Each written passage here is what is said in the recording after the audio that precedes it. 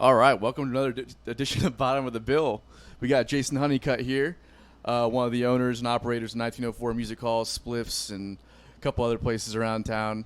Thanks for being here today, man. Hey, man. Appreciate it, man. Glad to be here. Thanks Hell for coming to Riverside, bud. Yeah, dude. It's a hop, skip, and a jump. So, yeah. Well, anyways, before we get started, let's cheers. Yes, we'll do the cheers. Here we go. Hey. You're very classy drinking just straight rye out of a martini glass. I mean, I got here, and, this is what you guys had in the green room. So, I was like, obviously, like, someone important here was here last night that, that needed a martini glass, but nobody important is ever. But it's nice to have you. I've been wanting to have you on our show for a long time now, and it's the first time that I've seen you since Corona hit. We were about to come out. that big, close. Dude. Like, that close. You can laugh all you want to. I'm not laughing. I'm not laughing. I'm laughing. You literally were laughing, but Not- we were about to like crush it. It was sounding good It was too. sounding good. It was like With Greenhouse Lounge is what I was yes, trying is to what say. we're referring to. Actually, those that don't know, Billy and I are part of a reincarnation of a band called Greenhouse Lounge, which I was a part of a while ago with my buddy Dave McSweeney. And this new effort has our buddy Steve Honig on here as well from Slays guitar. yeah, that boy slays, man. He's in sure, yeah. he bass too. That guy can Not do too shabby to look at. He's a very pretty man. Yeah, Very yeah. pretty man. Very pretty. He's I a- would say. I get like bits of like like a mixture of like a little bit of Bowie, a little bit of Zappa, a lot of Zappa, of that when he has like the circle glasses on. He looks like if Jared Leto decided to actually be a musician. Oh wait, is he already won? Oh man, I feel bad. Wow, Oh, that burn. sucks. That was a burn. I'm coming out with the burns already. And Steve's an absolute rock star on stage. Yeah, he's too. a rock star. Have you not seen his power stance when he plays? Oh, I mean, fuck it's, yeah, dude. it's envious. I'm back there on the drums, just like look at it. That guy screams, "I fuck." Yeah. I'm just kidding, Steve. If you're watching, I hope you're watching. Like, fuck, I love that guy. He's a great guy. Yeah, and he's he is. so I've never hum- actually he's- heard he's- Steve scream that. By the way. He's a great guy. But anyways, yeah, we were rehearsing twice a week at your venue. Yes. We'll Great- run into that. Great but free rehearsal studio. yeah, no kidding. And good Lord, is it loud? But we would not record. We would rehearse there, and I think we had like 2 tours set up. And Had some fall dates. and some fall, Yeah. and some festivals that we had on like some really cool locations and everything. And it's just like bloop, right out the window. Like I mean- literally, like the that month. It was in April, right? yeah, we were it was gonna April, go yeah. on tour, and then it just got Just out started. the window. I mean, the like ironic and non-ironic, but just shitty part is that is such a common story now. Like you talk to a ton of musicians and everybody that was planning big moves in the summer, Yeah. big moves in the fall, and like there was so much energy everyone had going from this beginning of the year, and everyone's riding high, and and then it's just like the rug pulled out from under you like that is definitely it's tough, man. We're Yeah. all. That's very tough. We Yeah. and Side Hustle had a lot of a ton. Like we were booked like solid the rest of the It was year a- and everything. That was too, not a so- side hustle. That was a full-time main hustle. Yeah. That's They're- the name of our new band. We're Oh. gonna rebrand. We're gonna be Full-time- called Full-time Hustle Hustle. Hustle. Hustle.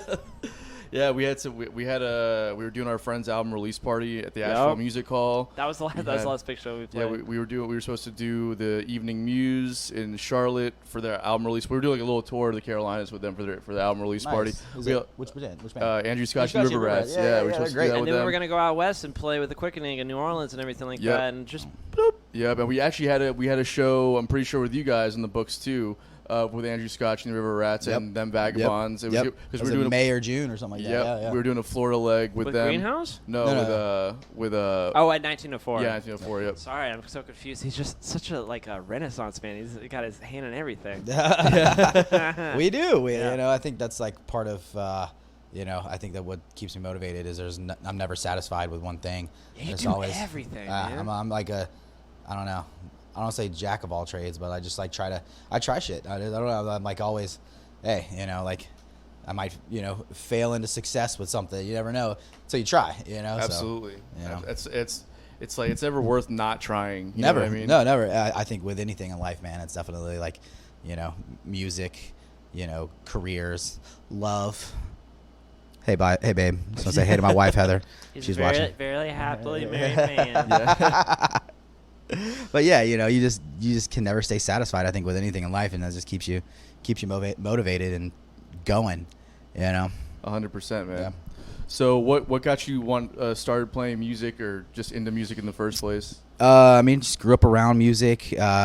Always, born in '84, so grew up with MTV and going up to the Coconut Records by my grandma's house, getting tapes, and I remember my first tape I got was the Batman soundtrack, '89 that Prince did. Nice. So yeah, that's right. yeah. Which one was Kiss from a Rose? That's not the Oh, that original was one? Batman Forever. That was Batman Forever. That was Val. That was Val He covers Kilmer. that, and that shit is hilarious. Dude, to go see. that would love it. Dude, that No, would people love it, but crush, man. whenever we go to I go see him at a show that he does it, I just just mouth the words at him. It's fucking hilarious. Very awkward, yeah. Just eyeball. Just What happened to Seal? He wrote like one banger, and then that was it. That was it. Yeah. He didn't write any more songs. I mean, he They got married to Heidi Klum. Heidi dude. Klum. I He mean, doesn't need to- Supermodel. He doesn't need to try anymore. Yeah, exactly. He's all, yeah. It's done. It's a wrap. What do we do this for? Married Yeah. up, yeah, exactly. I mean, But anyway, what a sorry. groupie. I mean, Well, yeah. Is Heidi Klum? Heidi Klum's not a groupie. That is top shelf. Yeah. But anyways, so you were going to Coconut Records. Going to Coconut Records when I was a kid, yeah, listening to buying tapes and just listening to music. And I think at 10, I convinced my dad. Well, actually, at 10, I joined band. I was actually living in Dallas at the time, and I joined the school band.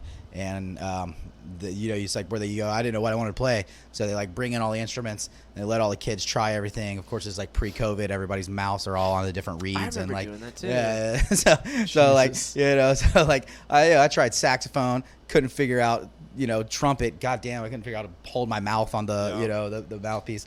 But snare drum, I was like, well, this is fun, and like I was kind of like good at it. So got the snare drum, and that was the first year of school band when I was in 5th grade, and that Christmas convinced my folks to get me a drum set, and it was like game over from there. So I had the drum set in my room, and then my stepdad worked for Bose speaker companies back in the day. Yeah, Oh, shit. yeah, he was like some type of sales rep. I didn't realize how up he was, but he would go with, like Circuit Cities and set up like their displays and remember like Circuit City. or what was the other one? Like the Radio Shack? Advanced or sound advice. Sound advice. Sound advice. Yeah, I remember that Yeah. shit. I don't remember that at all. It was like Didn't have to make Kentucky, I guess. and like car stereos and Oh, okay. but yeah, so he set me up with these like big ass gigantic Bose speakers that obviously like I turned up way too loud, and all I would do is I would put on the CDs or whatever I wanted to like play along to, and I would turn it up just fucking full blast. And I'm sure that started out I wasn't playing along, but eventually like by ear I just kind of like picked up like different things and like different styles, and like that was kind of like the beginning of playing an instrument from there. And then a couple years later in middle school, it's like, oh, let's be in a punk band, Blink-182. Like I think our first band, actually McSweeney was in my first I was gonna ask you. my first high school band. McSweeney was in. It was called Switch 26. Switch 26. Switch 26. We should bring that Yeah. back. What does that mean? I'd love to play one of those I have songs. no idea. I think I don't even remember. I don't even remember. No, I don't remember. I'm I think sure it was Dave- like Dave could tell Dave you. might have a story, but I think it was one of those random name numbers, because there was like Inspection 12, Blink-182. Oh, I see what you're saying. Yeah, that's and it's funny. like Sum 41. Psalm 41. Yeah, Yeah. bro. Like We should put some numbers in our name, man. It seems like that's how you get famous. man. Side Hustle 69. Eiffel 65. Oh. Eiffel 65. That's a good What was one. that song? I'm blue. Yeah. Dabba dee dabba da. Yeah, Dabba dee dabba Dabba- da. Dabba dee dabba da. I always heard it was if I was green I would die. That's not how it goes. That's what I heard. That's not it, though. That's not it. Oh, okay. That's what I was gonna ask you. When you meet McSweeney? I call him McSwooney. McSwooney. He sweeps me off my feet. Yeah. I love that guy. It's too. his eyes, man. It's something about it. They're just so they're intense intense. all the They're time. intense. Yeah, no, But I I met love him to Dave actually at through a mutual friend when I was in middle school, or I went to Sacred Heart Catholic School, and he was in soccer with a buddy of mine. He went to St. Matthew's Catholic School, and then we ended up linking up at Bishop Kenny. I went to Bishop Kenny for 2 years, and then went to graduate from Paxson. But that year at Bishop Kenny was when we when we formed the Switch 26 band, and we Right, came I'm in not we gonna lie came anymore. we came in third place at the Battle of the Bands. Ugh, That year. yeah, It was rough. It was hey, we placed, man. We medaled. Yeah, you placed or We whatever. medaled. So then, when did you start Greenhouse then, or did you have Yeah, anything Greenhouse. else before Greenhouse. that? No, Greenhouse was actually that was with Dave too. Right, Okay, you but get I mean, away like- from playing music with Dave, but but no, Dave actually came back from college. It was 05. He came back from college at UCF, and a mutual friend of ours was working at a hydroponic store here with two other dudes, Ryan and Dwayne, who are brothers, and so they were looking to jam, and Dave was in town. They needed a bass player and a drummer, and me and Dave, we were already we would just get up and jam. I actually had a like shed at my house that was like fully soundproof with carpet padding, and we'd just be as loud as shit. So we would just jam, and then so these guys want to get up and make some music, and one of them played the steel pan, and the other one played the guitar. I remember. Yeah, and I so totally forgot like about that, though. it was it was a very short-lived part of Greenhouse Lounge where it was like It was the cool. formula was 2/4 reggae that dropped into drum and bass that finished in 2/4 reggae, With a steel with a drummer. steel drum That's and awesome. like a bunch of this is like when Ableton was just coming out, so it was like Ableton version 3, Yeah. and so like we were like being able to like loop and trigger stuff like MIDI, so yeah, we were just like getting fucking really baked and getting weird with like these sequences, and then and eventually the sound got a little better than just kind of like 2/4 reggae drum and bass, 2/4 reggae drum and bass. And that's why you call it Greenhouse Lounge, because of the hydroponic store. Yeah, because it was basically like it was like Sometimes it's like such easy explanations. Yeah. You're just like, oh, that's it. Oh, that's okay. it. Yeah, it was- I was yeah, trying to figure that out for yeah, years. yeah. But now I Well, know. there is a Greenhouse Lounge bar in New Amsterdam.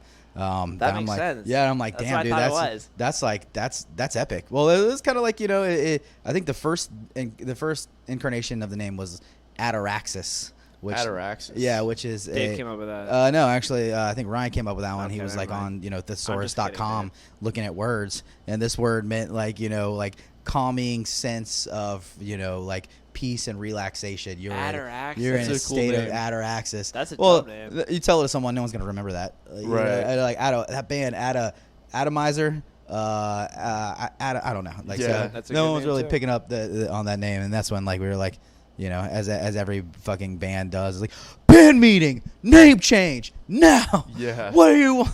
That name sucks. We went through that. Do you know what we were called before Side Hustle?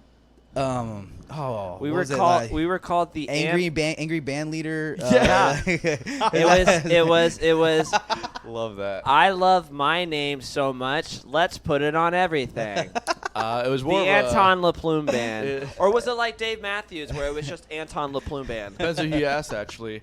But Awful band. name. I actually wasn't creative enough to think of a band name, so it was just like I moved to Kel Jacksonville fucking Supreme. and didn't have an idea for a band name. It was just like, well, my name's Anton LaPlume. Let's just call it this for right now until we figure something out.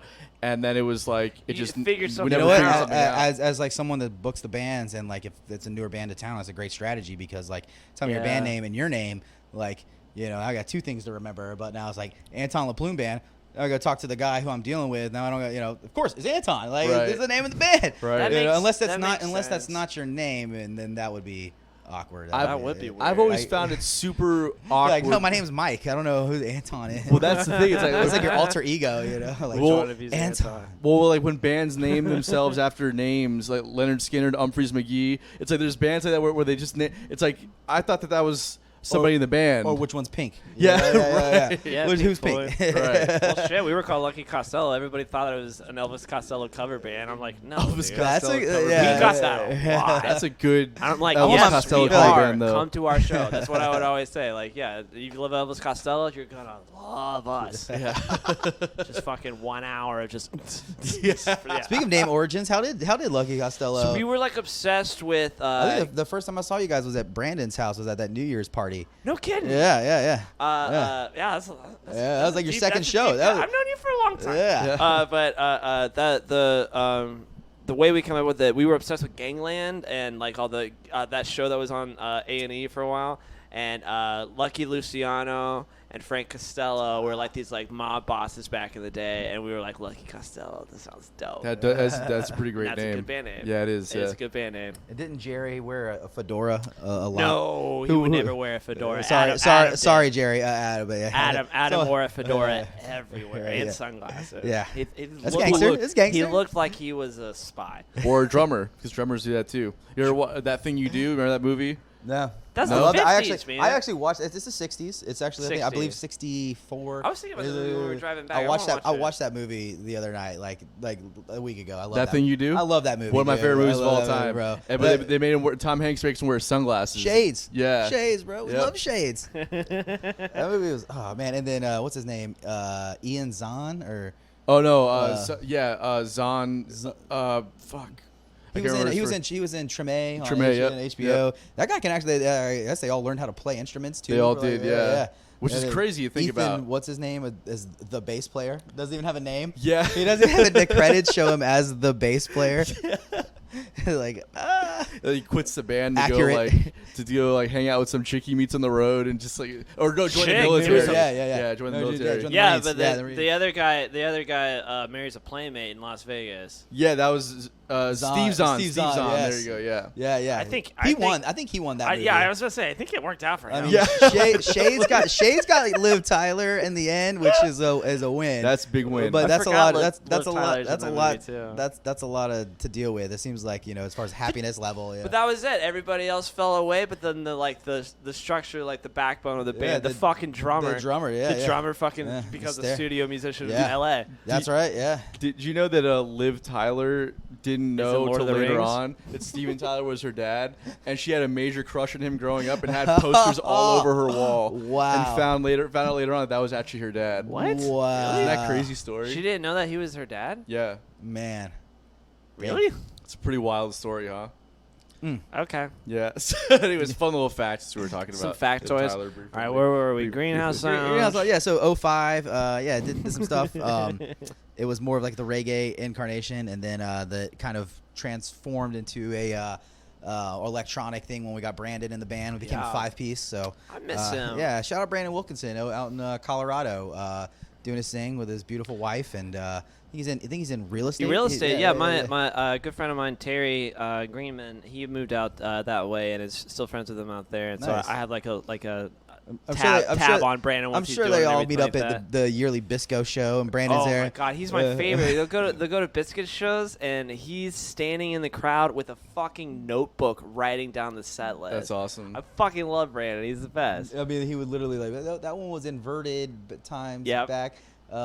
Nope. And then I still got him in my phone as Bisco Brandon. Disco Brandon. But nice. anyways, I So haven't it's- seen him in years. though. Yeah. So it was great making music with him because that was definitely brought it more on that electronic and that live jamtronic tip. And he played which, played keys. Yeah, Yeah, he played keys, which really kind of like I said, really kind of. kind of need that in electronic. You kind of need that. Definitely, you can only sample so many keys before it's like, only someone that actually knows what they're doing. Or Yeah. you don't need it in electronic. Really, you just have Ableton or an APC. You know what I mean? Just push samples and stuff like that, Right. and it works just the same. But Well, Billy, because by the time I moved to Jacksonville, Greenhouse Lounge was kind of breaking We were up. done, yeah. So Billy credits you guys with kind of starting the electronic jam scene. Jamtronic is or at least being one of the first bands to kind of break out of here. Definitely with the Yeah. biggest. What was that experience like? What It was was- Jacksonville it was- before that? It Actually, was crazy, man. Because actually, I've talked to a few people about that. Like that time, like into the early aughts, the 05 to kind of 2010 time was like Jax was like what you would think it was like a bunch of like heavy metal rock bands and like which are great. We churn out some awesome metal music here in this town. Yeah, definitely. I actually fucking love Shinedown. Shout out Shinedown. Like they I know as I broke up with the girl because that was her favorite band. as cringy as some people find them, I find their songs very catchy and They are catchy, and yeah. endearing. They are like the quintessential. Side though, the lyrics. Okay, anyways, But keep yeah, going. so we turn out some rock and roll, and another thing we were turning out was a lot of like reggae, like 2/4 reggae, Sublime cover band kind of vibe, and that's what like a lot what Jack's Beach was. And then like when we kind of started doing that, and then Lucky Costello they kind of came on the scene as well. Yup. And then Spore. Spore, they came on. And I mean, who was It was us. It was the big three it was right Big there. Mo. No, you got. But you also had. Don't need to listen to any more bands. No, I'm just kidding. Man, it was Cheesy T was there too. Cheesy T, but also man, I'm trying to think. Max's old band, the duo. Luma Grove. Luma Grove. Because man. Pockets used to manage them too. Lucky and Luma Grove. It was a lot of fun. Nice, yeah, dude. Luma Grove was great, dude. I mean, obviously, like Max is doing It's fun stuff. With Trail Diver, Max was in Side Hustle, and then he left, and he was like, I know a good keyboardist, and I took his position. Nice. Isn't that weird? Nice. That's awesome. But yeah, that's what we were wondering, because I came here in 2004, and I was 15. And I wasn't in the music scene at all. I was in high school, a Christian high school. It was real nice, called Providence. You should check it out, or never send your kids there.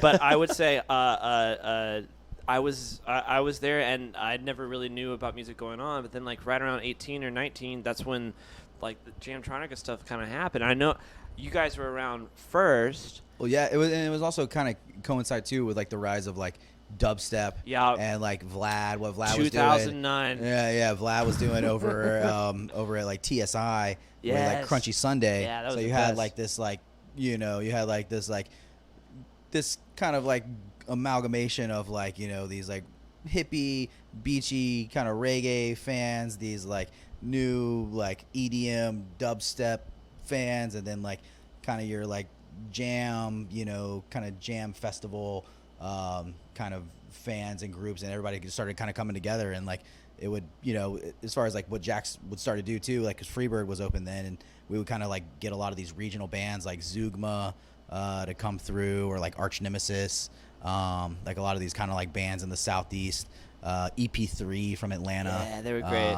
Yeah, we were, and then like there's a lot of like other like auxiliary things too, like Aura down in like Central Florida. Right. Daryl Awesome. started doing Aura, Yeah, man. and then like Charlie Bilsker in Gainesville. Yep. Julia Stewart in Tampa. Yep. And then Trey was up here with like Passion Project.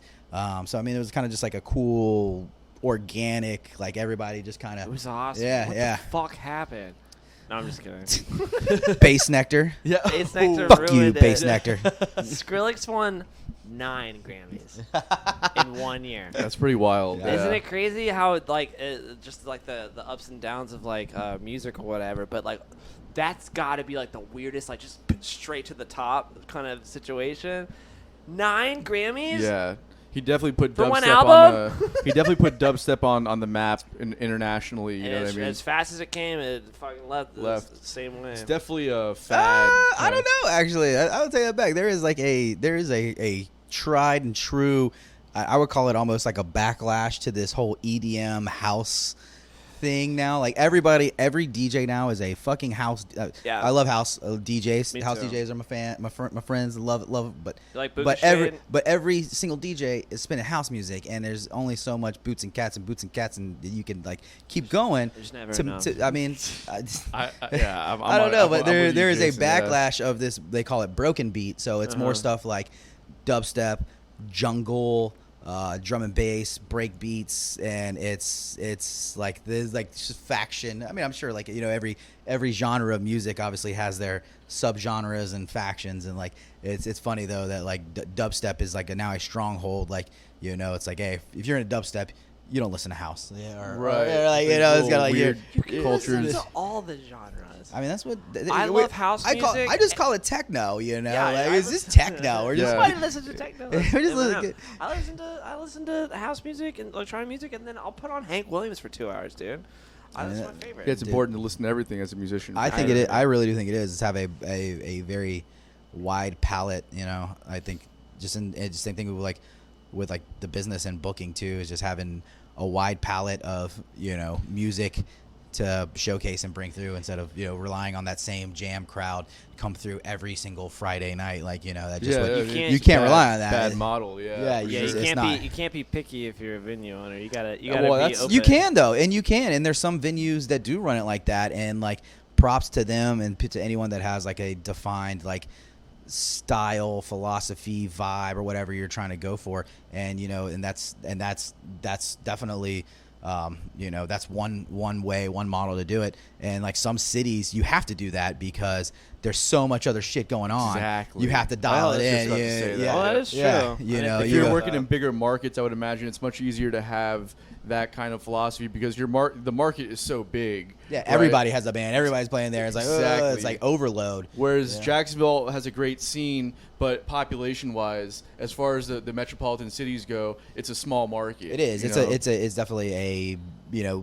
it's a mid-level market. It's definitely not your top top tier. Not even your second tier. It's you're not bottom of the bill, but you're like, but you're like, but you're like, you're a C market, in which you can't, you have to kind of cater, and like I said, to cater to what what's available, what people want to go to, and like say goth, 6 nights a week. Industrial night. Goth Let's industrial, go. yeah, exactly 6 nights a week. I'm in. Like, I don't know, like all the face masks. There's a shortage now. I don't know how that's gonna work. Right, I that's don't know. true. But you just can't, But like a goth night once a month's fucking awesome because same thing with like our emo night. Yeah, emo night. I was emo about night. to say. Great. Yeah, I hate that music. I anything in the totally world. appreciate that, dude. Like that's That's that- my opinion. That is your. I hated it when I was in high school, though. Is that a hot take or? It's not even a hot take. I guess a lot of people personal, do too. yeah. But it's weird. It's like either you hate it or you fucking love it. Those people that listen to like Under Oath and The Used and all Yeah. that crap. I'm just like, I remember being in high school and being like, I can't be around here. I'm not. I liked it back then. I'm because not gonna be in a mosh pit. No. Yeah, I mean, I liked it back then. I was actually in a mosh pit about a year or two ago up at Mavericks at the Descendants show.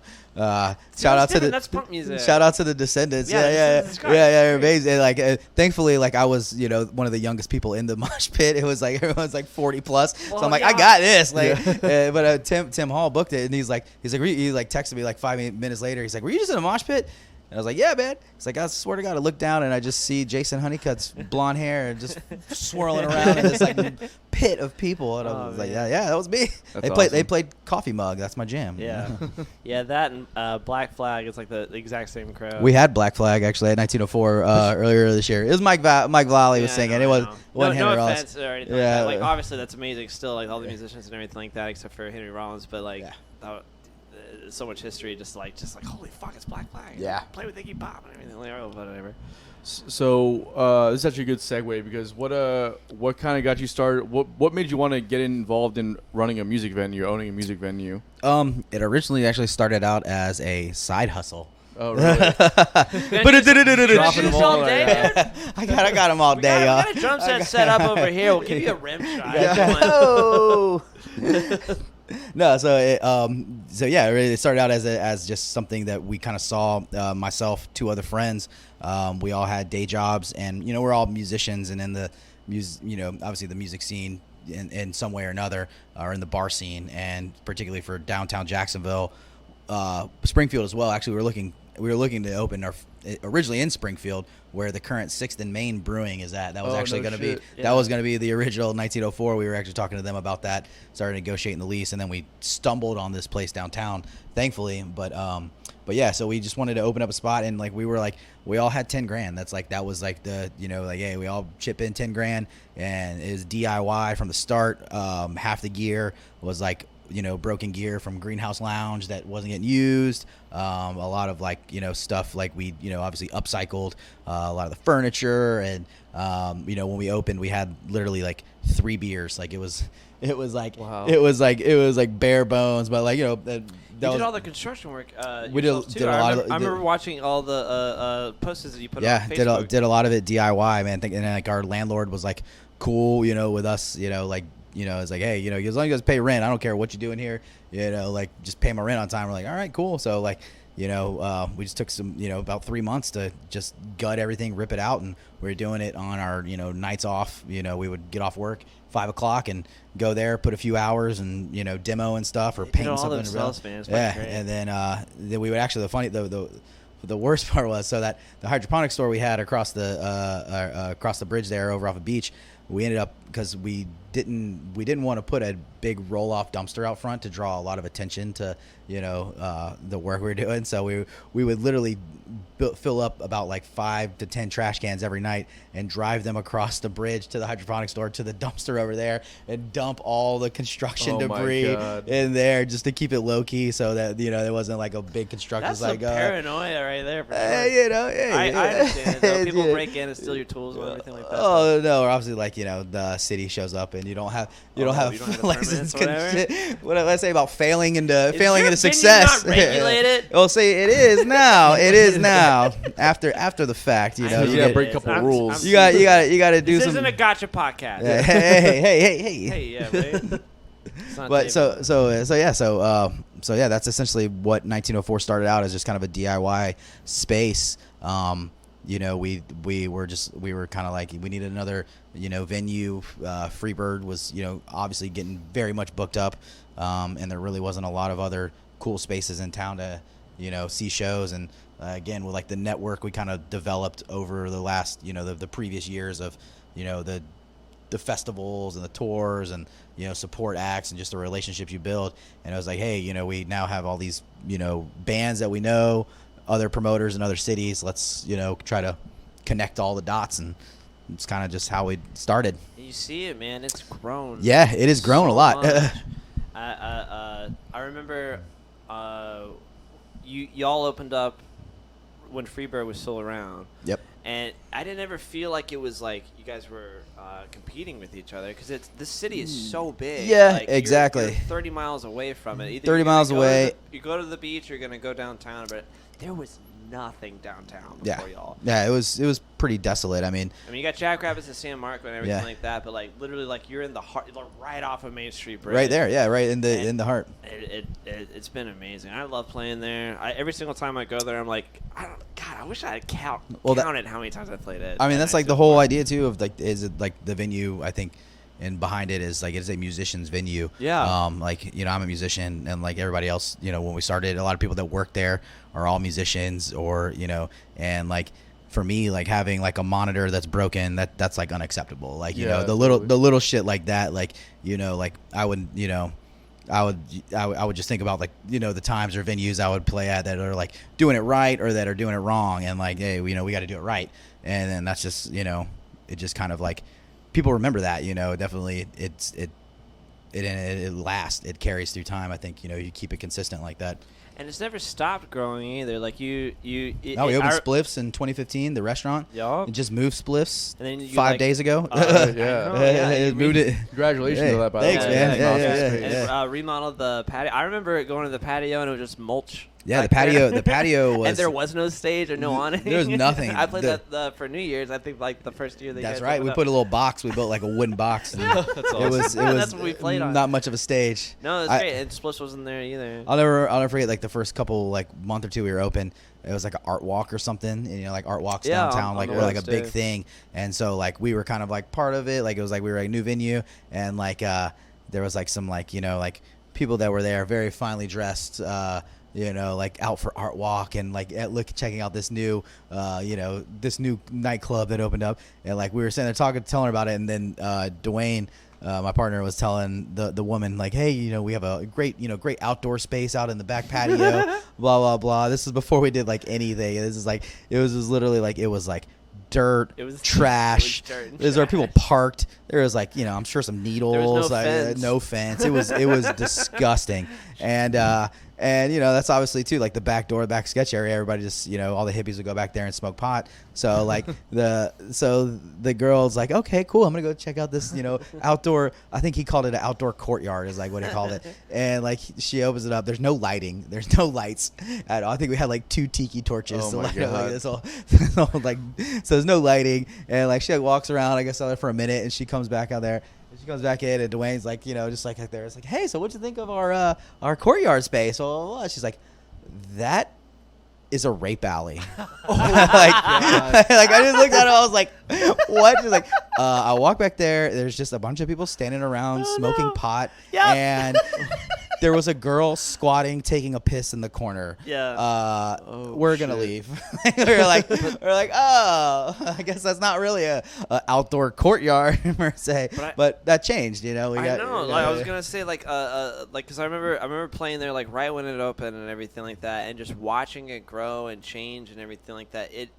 You weren't there from the beginning, Anton, but like it was. I'm not saying it was bad at the beginning because it was still awesome, and I was just like, yes, fucking a venue, like a new venue, and it's like an awesome venue, and like, no offense, like a young musician is fucking starting a venue. That's awesome. And so they were gonna have amazing shows, and that's what happened. And they had it just kept on growing and growing and growing. Yeah, it's we started awesome. out with like just like a shitty sound system, and then like every couple months we would just reinvest, and that's part of the reason I still drive a 2003 Toyota Tacoma. Fucking love it, man. I was wondering, is that Jason driving that? I keep putting all my money back into my fucking business. Hey, a Toyota it don't die. It doesn't die, no, but it's Toyota. It won't ever die. But that's like one of the things we just consistently have done is like reinvest, regrow, and like I mean, thankfully now, like obviously it's a pandemic and everything, but the fact that we've reinvested in the business and not pulled everything we could out of it, put it just strip it essentially, like it's gonna allow us to maintain through hopefully through next year.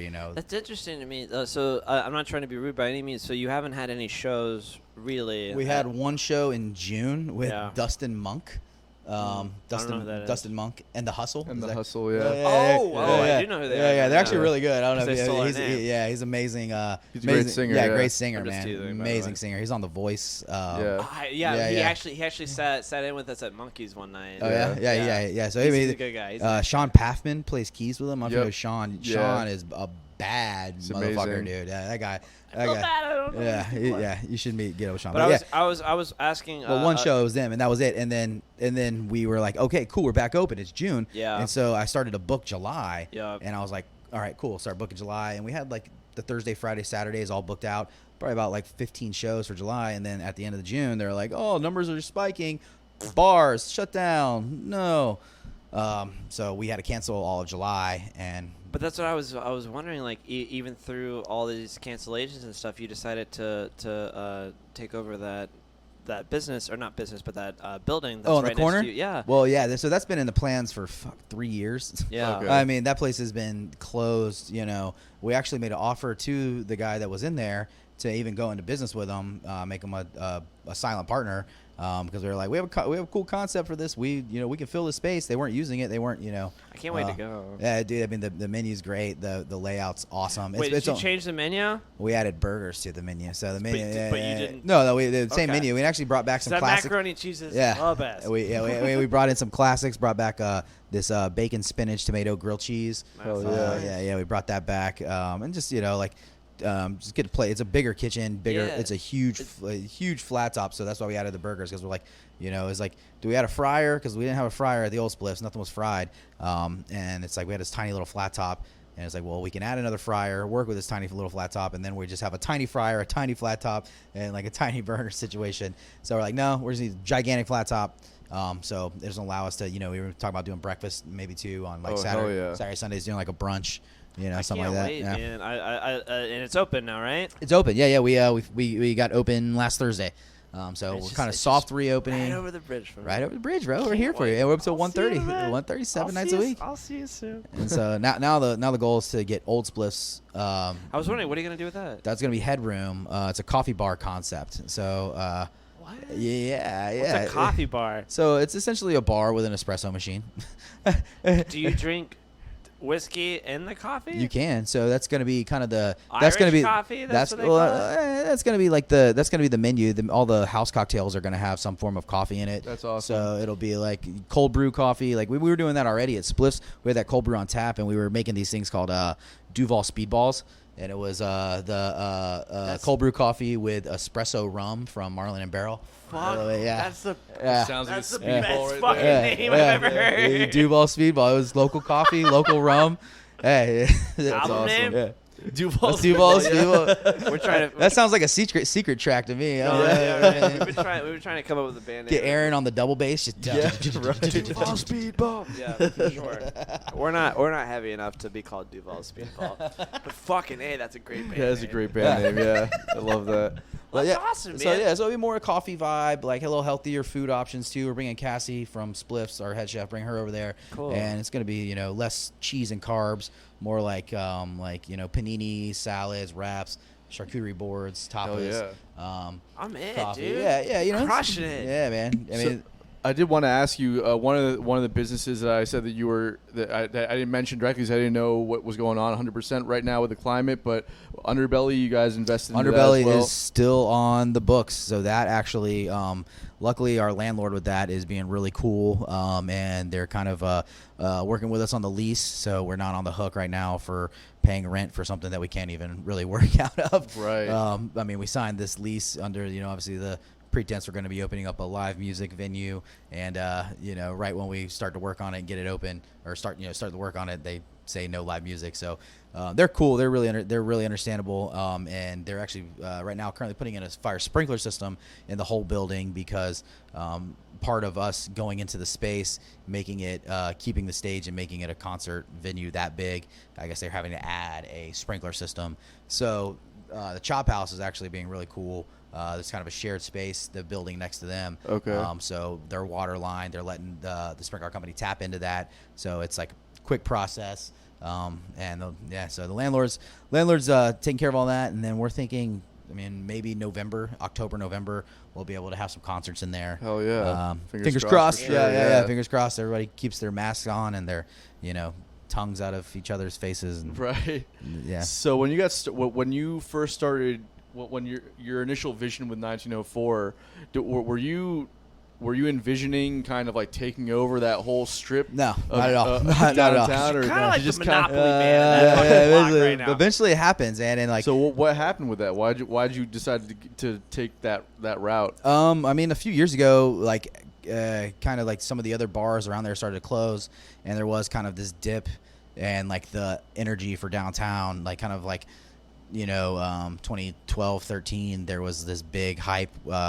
We were open, Underbelly was open with its old owners, and the Burrow Bar was open one block up. Yeah, and there was this really cool synergy between Burrow, us, Underbelly. Everybody was, it was live music oriented. Walk up and down Yeah, the you walk up street. and down. Chomp Chomp was another restaurant. dude, that's that right Cuban there. restaurant was great. Yeah, and then there was some little bars popping up, and so it kind of started to kind of come together. And then I don't know, man. It seems like the One Spark thing happened, and there was this big hype for downtown, and then people kind of were just over it. I don't know. Maybe Jacksonville, maybe downtown never really delivered on the hype that One Spark created.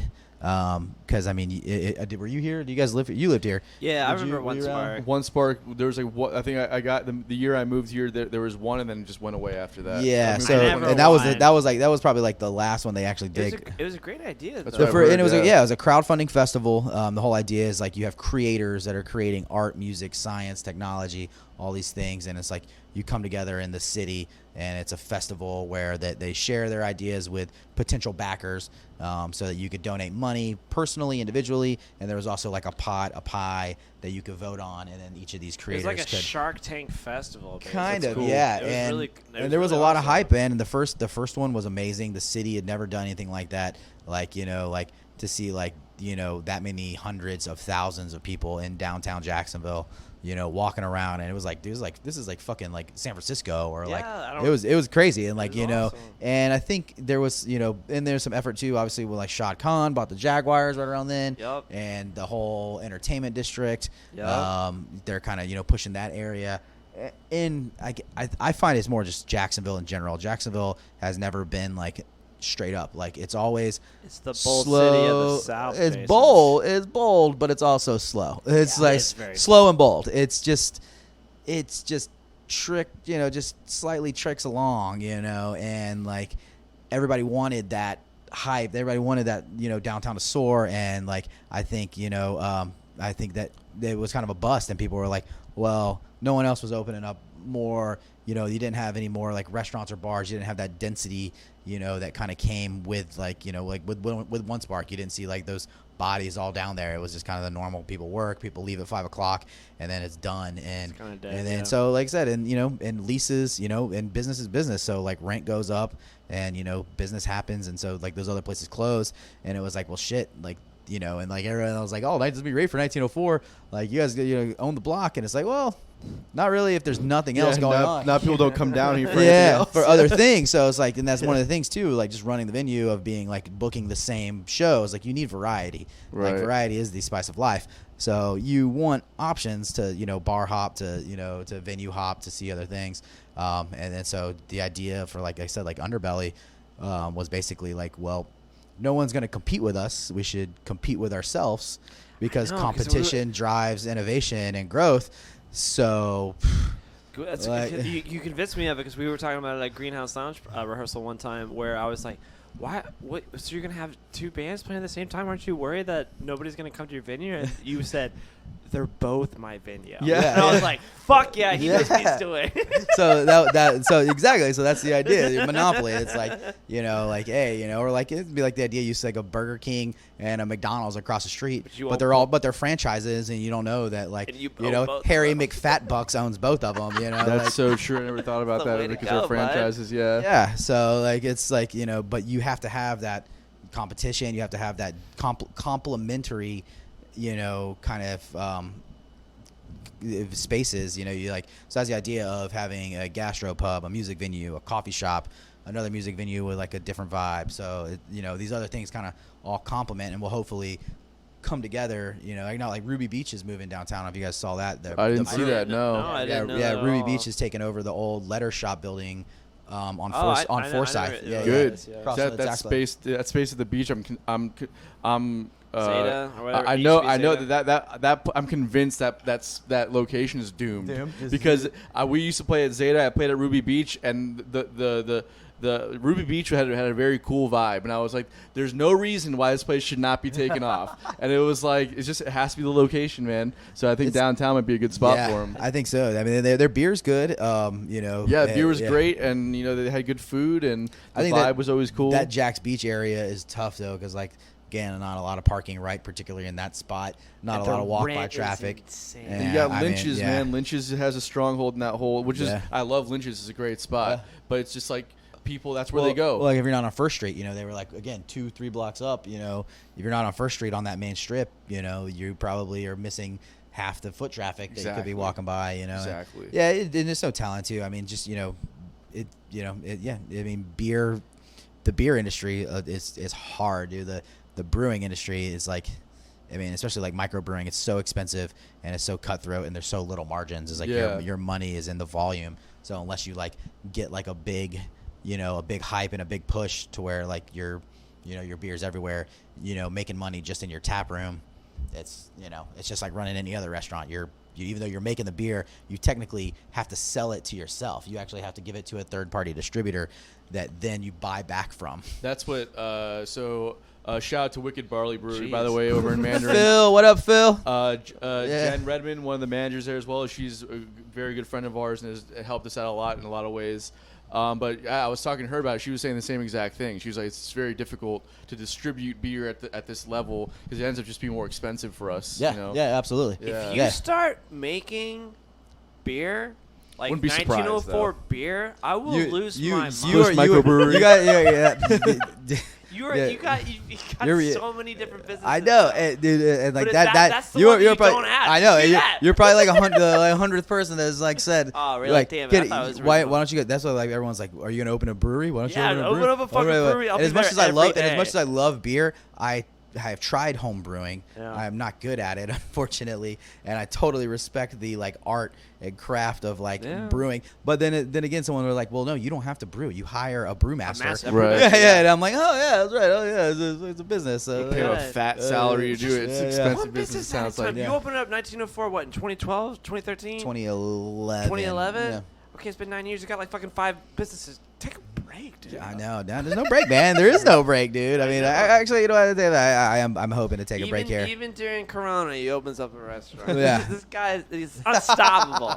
Unstoppable. I would actually say that you know, like it's been, I don't say a blessing, but like, you know, if you haven't taken the opportunity that this unfortunate time has given our society to make anything out of it, man, and I just feel like I feel really bad for anybody that's, you know, just sat on their hands and not have you know, self-improved some way or totally. or you know, put that time and that. I feel very attacked right now. That's well, I mean, you know, Billy, I'm sorry, we haven't been rehearsed since March, man. I mean, I know your licks are probably weak and everything. you should have heard me in the studios last weekend. I was joking. I was fucking with you. I'm confused. Did I get to play any piano in the studio, or did you re-record all of your guitar parts for the 5th time? Well, you Because gotta they do it weren't sometimes. perfect You know, enough. sometimes you gotta do that. I brought all my keyboards and set them up once. We were there for 4 days, Jason.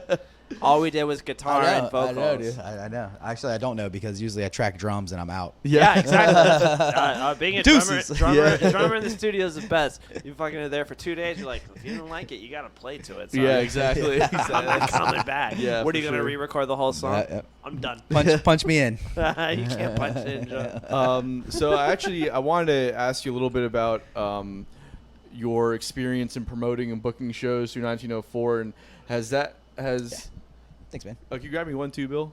Thanks, man. Appreciate it. Ooh, what the fuck was that? I just got shocked. Yeah, that's probably your reptilian. You're okay. electric. So what's that been like for you, and also just from coming from the musician standpoint versus because there's often like a difference in perception on what that should mean. How has that changed your view of musicians and their expectations of putting on a show? I mean, definitely, like I was saying earlier, as far as like the, you know, just the level of professionalism and for the venue itself, as far as like just the, you know, the nuts and bolts of to make the show happen. So like the equipment, the staff, having like a great sound guy like Eric, having the right staff, the right people in, and the right equipment. Like that's just like, you know, that's where it starts, you know, and then being a little more organized and a little, I think, detail oriented to the musicians. You know, when you book, I think it goes a long way. You know, there's a lot of people that book and promote shows that are just like, here's your budget, book shows these nights, and you know that's their job. Right. They could give, you know, they don't care, you know, necessarily about the experience of the band. They don't necessarily care about the experience of the band's fans at the venue, or you know, where like coming from a owner operator, and also, you know, I don't do all the booking, but I would say, you know, a good 40 to half the shows there I book personally. So it would be, you know, like it's my name on the line, you know, and it's like, it's my, you know, and the other promoters we work with too, I've worked with for years, and I wouldn't feel comfortable with them bringing in bands and, you know, acting and on, you know, and, you know, on as part of the venue, hosting a band in my venue if they weren't, you know, good at their jobs and, you know, cared about the band. So I mean, I think the fact that you just got to care a little bit about the band and the band experience. Thanks, buddy. Thanks, man. Pinky's out. Pinky's out. I think is that caring about the band experience. You know, as far as the overall event and the show, that goes a long way, because, you know, that really is, you know, one of the bigger, you know, the fan experience is one thing, but the band experience definitely, for me, and obviously for a lot of promoters and for a lot of bars, is because that goes a long way, because then those bands tell other bands about their experience, or they tell their agents, which their agents send out an email, and, you know, agents know a lot of other agents, so yeah, you know, it can snowball real quick, good and bad. Right. So I've had a few experiences where, you know, bands, you know, have had a fucking amazing time, and I'm just like, just tell your agent, you know, let the agent and the rest of his roster know how great a time you had at 1904. That's you know, interesting. Yeah. So yeah, I mean, I think that's been the biggest thing as far as like booking. What I focus on, and you know, the shows that I book, is making sure, obviously, if it's a local band or a national band, that, like, even making sure that they get a sound check or they get a line check, or that they're communicated to when to load in and like what the procedure of the show is going to go. And I think that's important. Like that right there is just the success of still being in business. Yeah, totally, man. And it ultimately makes for a better show from the band too, because if they're happy, then that means they're going to have a much easier time putting on a show. When they go up there pissed off because something wasn't communicated properly, or they think the money's not going to be right because somebody's pulling some weird shit beforehand, or just whatever it might be, it makes it much harder for them to want to give, not only want to but just to be able to put on a good show, because their mind is somewhere else now. Exactly. Be in that moment and, do what you're there to do and perform, Right. I definitely, something I've always been curious about, just because you don't really hear a lot of people talking about this, but I think it's very fascinating. The kind of like the deal structures that go on at different levels. Like you have like your local openers, and then you have like your regional acts, and you have your national, international touring acts. How do you what are your like some go-to deals that you like to use, or what are the most interesting deals that you've had to negotiate? The go-to deal now, obviously post-COVID, is essentially a door split, shared risk. Sure. That's kind of the one things I've been putting in offers for 2021, and where some offers you would maybe put in a small flat rate plus a back end bonus because it's gonna smash. Now it's like you put in a small flat rate and then you put in a fail, like if it doesn't hit this, then a minimum. And so if it doesn't do this much tickets, then it goes to a split, or something like that. Right. So I mean, the door split is definitely as far as on the promoter side, is definitely the easiest way, so that everybody has a little bit of skin in the game. Now if you're, like I said, a touring band, and there's definitely more expenses, then those get a little bit different. So I mean, it's just like, what is that tour going to bring? How's that tour selling? How's that artist done before? Some tours you might pay for not only the band, but you're also paying a production buyout for all their lasers and lights they're bringing and their crew. So it can be, it can itemize a little different. Sure. But for the most part, a lot of times how it works is, usually you get a rate on the band, add in your other expenses, advertising, if they need hotels, staffing, things like that, and that's essentially your overall cost of doing the show. So everybody's everybody's rates, what the total cost is, including rentals and things like that. That's your overall cost. So a lot of times you'll have, say, hey, this is the overall cost of the show. And the funny thing is, when I first started booking was like, back end, that was like a surprise to me, because I was like, well, cool, I'll pay you $1,000.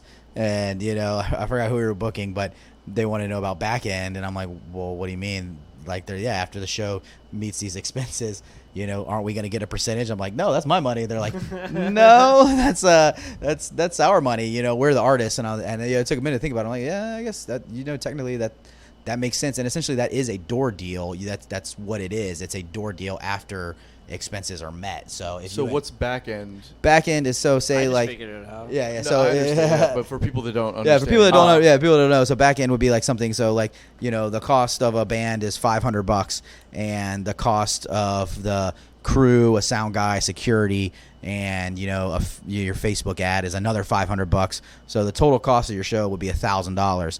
Now, if you can fit 200 people in there at $10, you made $2,000. So everything after that $1,000 is back end. So there's $1,000 in back end, which, like I said, as a green promoter, I had no idea about this extra. I thought that was profit. Right. Right. But no, it's obviously a shared profit. So a lot of that, percentages go back to the bands, anywhere from 30 to 70 to whatever, 100% sometimes, like wow, some shows. So where do you guys make up that difference if they're taking 100% of the back end? I mean, obviously there's promoter profit sometimes built into an offer, where promoter profit is usually 10 or 15% fee on top of expenses, since essentially the promoter is putting up their money, their risk on top to cover all this stuff. So whereas, like I was saying, if your total show cost was $1,000, you would send an offer like, hey, this is the offer.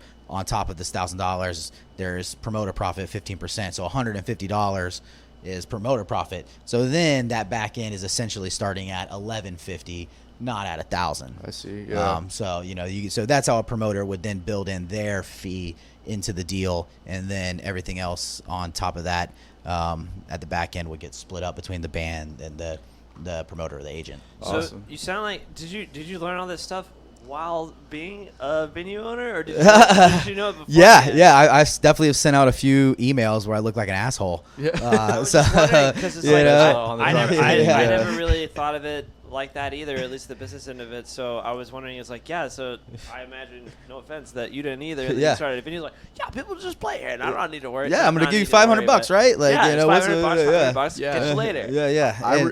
Well, but I mean, some deals too. Like that's where like a festival, like bands have festival rates. So if you're a band and you up there on the higher ends, like you might play a club date for $1,000, but you're worth at a festival. You're playing at some big festival, and you're part of this thing where the guy's making money just on having a festival and bringing thousands of kids to a spot. And so like sometimes I know like the general rule is like a festival rate for a band is usually about 2.5 to 3 times your standard nightly rate.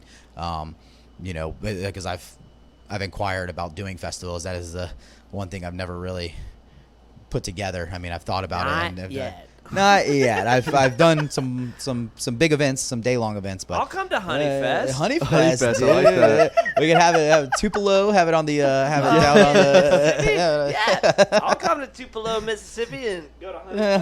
Honeyfest. God damn, Yeah. But anyways, if you need me to name things, Okay, Yeah. cool. I'm available.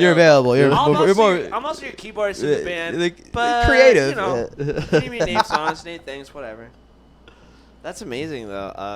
But yeah, so I mean, that's like the general deals you would kind of work with bands. And What's then, the like, craziest deal you've ever had to work? You don't have to go. I've details, given artists 100% of the door. It's been like, just take the door, just take everything, and like just take everything. just take it. Just come play, please. on top of a guarantee, or No. Like I mean, some of them artists are so big. It's like their guarantee would probably be smaller than just giving them 100% of the door. So like, True. the only way you can really approach it is You're like taking all we have. You just take everything. Just take everything. And there's other ways to make money now. So like a lot of venues or promoters like will take like on the online ticketing royalties. So what you can take is up to 10% of a ticket cost as a royalty fee. So like for 1904, our Eventbrite is set up with fees, and yes, Eventbrite does take some fees, but 1904 also gets a kickback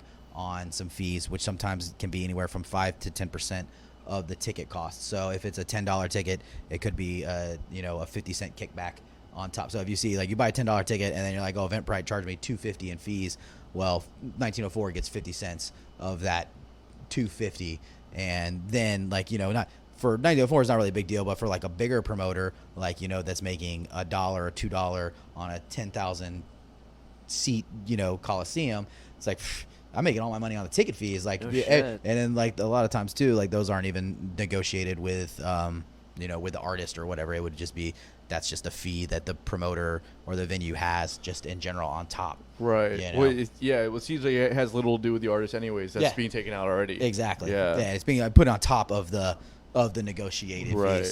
So I mean, there's other ways that you can make money. Like if you had to give someone all of the door, it's like, well, I'm gonna make $2 a ticket, or however whatever your fee structure is. Right. So it can work out, but except for the most part, man, door deals, shared risk, because like the worst is obviously giving like a new band or a band that's newer to the market and doesn't have any pull a super huge guarantee that they don't pull in on, so it's technically a loss. But maybe having like a smaller guarantee with the back end on top just kind of gives it like, well, you're gonna give us our money to get there, and what it would normally cost for us to travel. So if we put in a little more work, promote with you, and then everybody kind kind of wins as well. Right. So. I mean, I can't imagine like taking a band that's never played in the market and giving them any kind of guarantee. That's gotta be pretty You would be tough. surprised how many people. There's some emails you'll get just tell you right up flat. Blah blah blah. This many. Would love to come to Jacksonville. You can get us here for $5,000. Just $5,000. It's like, bro, I've never even That's heard a of you before. steal. but you have You to could think. have us or a Saturn Ion. Yeah. But you have to think though how many about it for a second. how many emails they probably send out, and like there's got to be some like I don't know, like some like casino talent buyers or somebody that's like the hotel. We'll take it. Yeah, like But the that's- hotel entertainment coordinator. 5,000, That's like that's a 5,000. steal. Shit, I'm gonna put the other 3 in my pocket. They gave me Yeah. 8. They gave me 8 to work with tonight. Well, that's the thing. Because You play Neil Diamond? It's only $5,000. I'm in. Well, that's I'm that's doing this for him. no, of course, yeah. But that's the thing that's always fascinated me about the difference between the different. The difference between like venues like what you run versus and relying on ticketed shows and bands knowing their worth in the market versus just playing at a bar or like a casino. God knows I've done way too many of each one of those gigs where there is your played a presence. casino? Your presence has nothing to do with the business. with what's going on. You are there. essentially auxiliary to Right. you are part of the background. You are like you are the. They're just plugging you in. You're a widget in the whole formula Exactly. of the show. And we're back. So yeah, like your presence has no bearing on what's going on there. So Yeah. you're just like another cog in the wheel. You are. Right. Yeah. So it's like.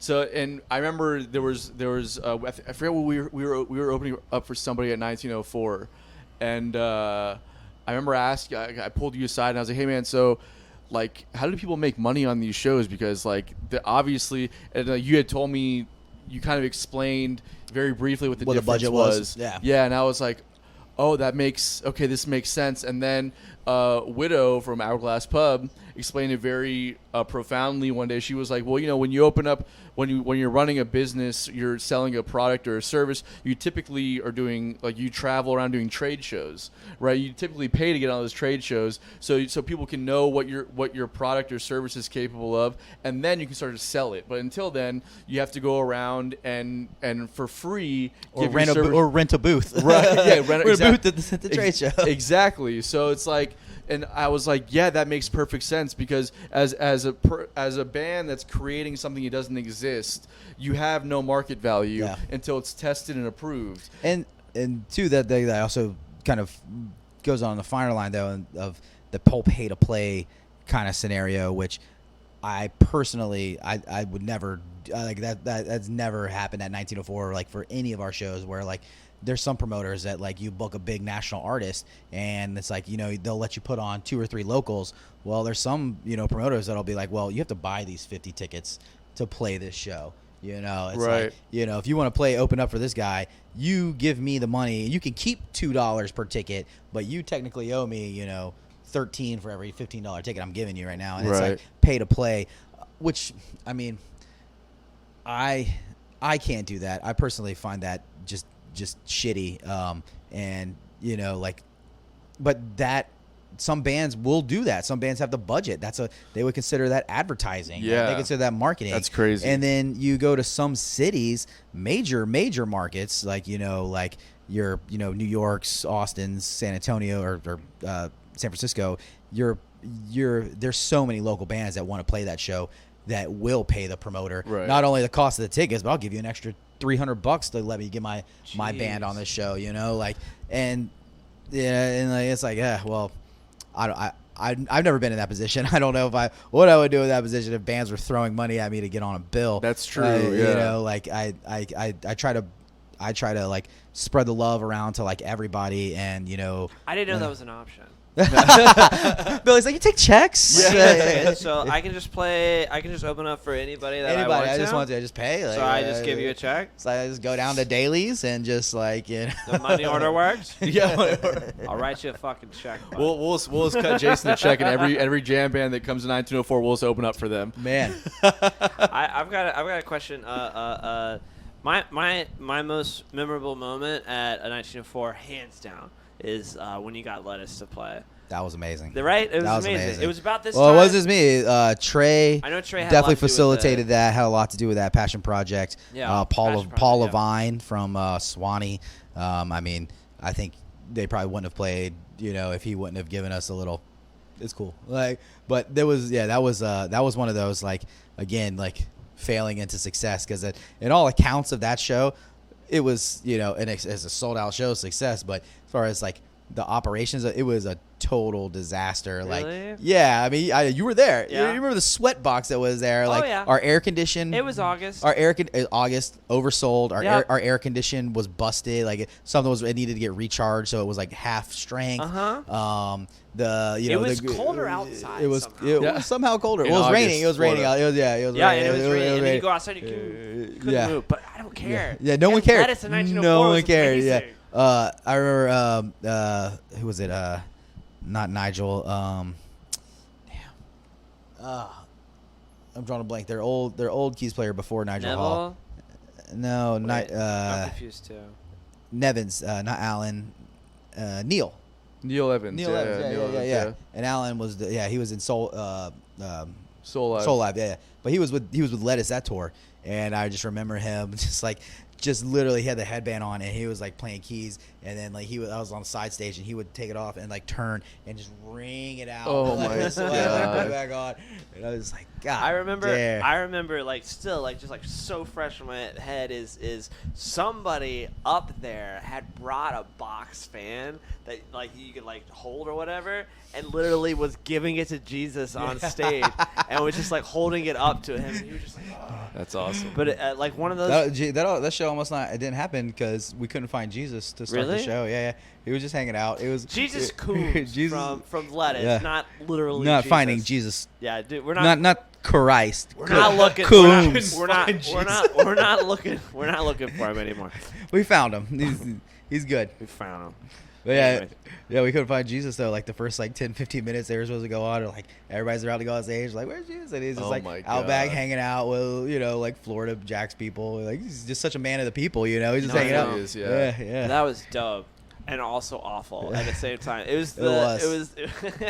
I just can't believe that Well, happened. we had. I think Eric told you guys about the one show we had where the singer particularly requested to turn off the air conditioning Yeah. during Yeah. sound check. Eric told us about that. I don't know if he mentioned it. That has to do, I guess, not necessarily in Florida, but other states and city where it's I guess it dries out the air. I don't the care. air condition dries out the air, and I'm like, dude, this is Florida. This air is all humidity. Yeah. Sorry. Literally, doesn't matter if you're inside that or should outside. be against the law. It was on his rider. It was on That's that not was fair. not our show. I did not book that show. That was an outside promoter, and that was one of those times where we had to have some words with other promoters about things like that. What what's this is a two-part question. What was that? What was there a defining moment where you were at 1904, or at least there was something going on there where you were like, "Yep, this is gonna work." And then the Fucking second part of made it. that, what's the craziest rider you've ever seen?